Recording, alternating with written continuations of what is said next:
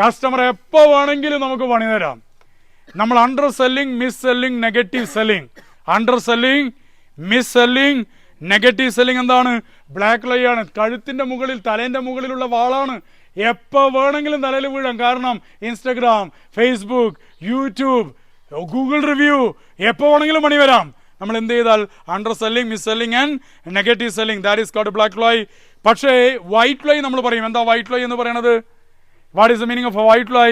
നമ്മൾ ചിലപ്പോൾ പ്രൊഡക്റ്റ് നേരത്തെ എടുക്കാൻ വേണ്ടി പറയും, ഷോർട്ടേജ് പറയും, ഡിമാൻഡ് പറയും, അർജൻസി പറയും, കളർ വളരെ കുറവാണെന്ന് പറയും, ഈ പ്രൊഡക്റ്റിന് എത്തണം അത്രയെന്ന് പറയും, അല്ലേ? ടൈം വെച്ചിട്ട് ഡിലേ നമ്മൾ സംസാരിക്കും, പ്രൊഡക്റ്റിൻ്റെ ഷോർട്ടേജ് നമ്മൾ പറയും, പ്രൊഡക്റ്റിൻ്റെ ഡിമാൻഡ് നമ്മൾ പറയും, സ്റ്റോക്കിൻ്റെ അവൈലബിലിറ്റി നമ്മൾ പറയും, മെറ്റീരിയലിൻ്റെ സപ്ലൈ നമ്മൾ പറയും. അങ്ങനെ അങ്ങോട്ടും ഇങ്ങോട്ടൊക്കെ പറഞ്ഞിട്ട് നമ്മൾ എന്ത് ചെയ്യും? പിടിച്ചു നിൽക്കും. അതിനെന്താ പറയുക? വൈറ്റ് ലൈ. അതുകൊണ്ട് എന്ത് പ്രശ്നമില്ല? കസ്റ്റമറിന് പ്രശ്നമില്ല, കമ്പനിക്ക് പ്രശ്നമില്ല, കേരളത്തിന് പ്രശ്നമില്ല, ലോകത്തിന് പ്രശ്നമില്ല.